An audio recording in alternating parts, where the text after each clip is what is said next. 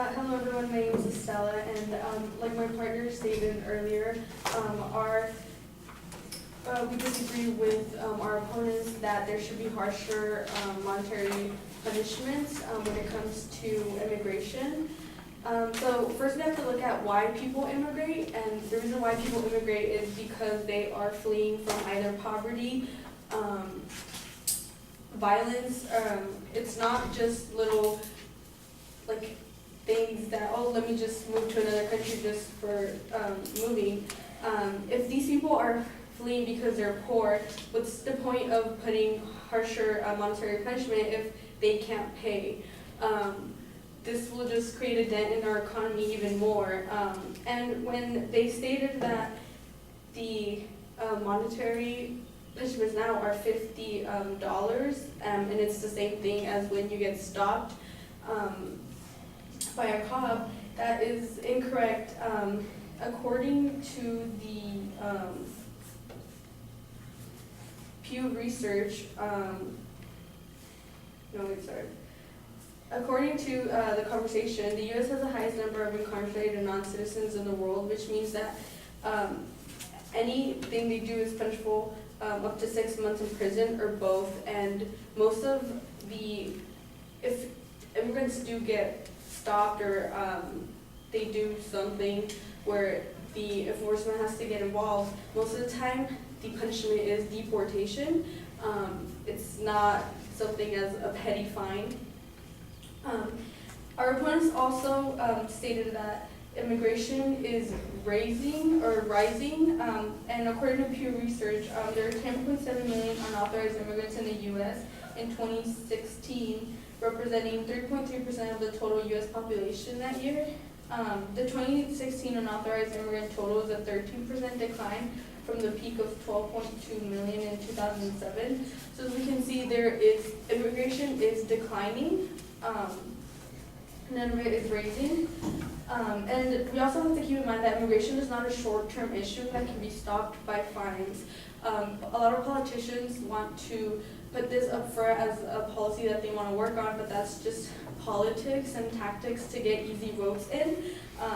So when it comes to Donald Trump's wall and all of that, it's just a hoax. It's just a way to get votes in. And they also talked about sanctuary laws, which were created to create a safe environment for everyone else, not only immigrants. There was a case where immigrants were afraid to call the police because they thought that if they did that and law enforcement were to get involved, that they would go into, they'd get deported, and which meant that like crime rates went up in the country, which was terrible for everyone because everyone that was living in that community was being put in an unsafe environment. So the sanctuary laws are not put into place to help immigrants or benefit immigrants. It's to benefit basically everyone living in that community.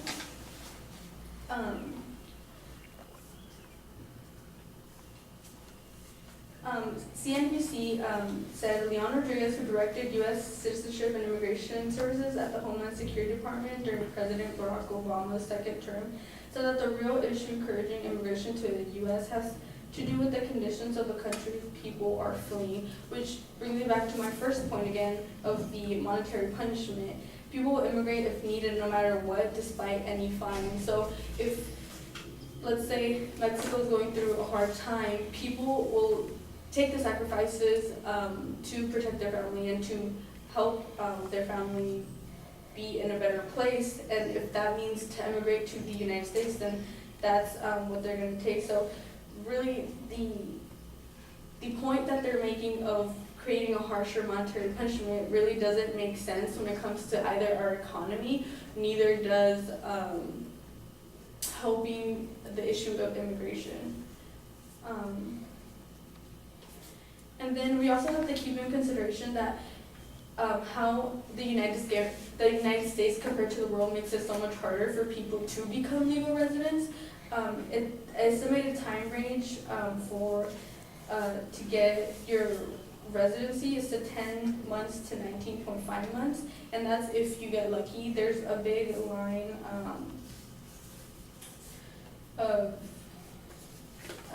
line of immigrants trying to get their residency, so it's not like, like an easy thing to do. According to Forbes, first, when you consider the size of our population, we're not the most immigrant-friendly country in the world. Australia, Switzerland, Canada, and other wealthy countries do a far better job than we do by more appropriate measures, which says a lot about their point that they made that other countries have harsher and stricter laws when it comes to immigration, which is not true.